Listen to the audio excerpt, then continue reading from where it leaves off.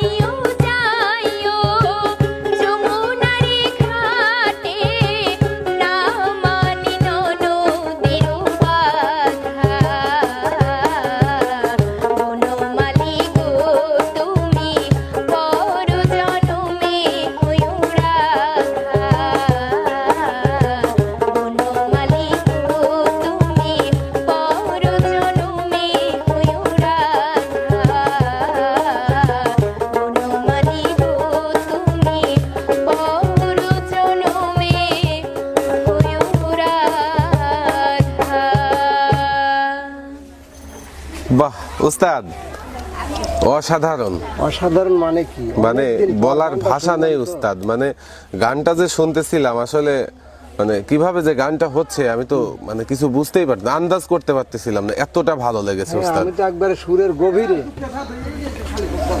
মানে এমন ভাবে গভীরে চলে গেছি সুরের, যা বলার মতো না।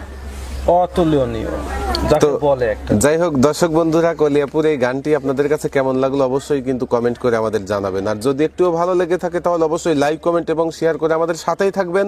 তো আর কথা নয়, আজকের মতো এখানেই বিদায়। তো যে যেখানে থাকেন ভালো থাকবেন, সুস্থ থাকবেন, আল্লাহ হাফেজ।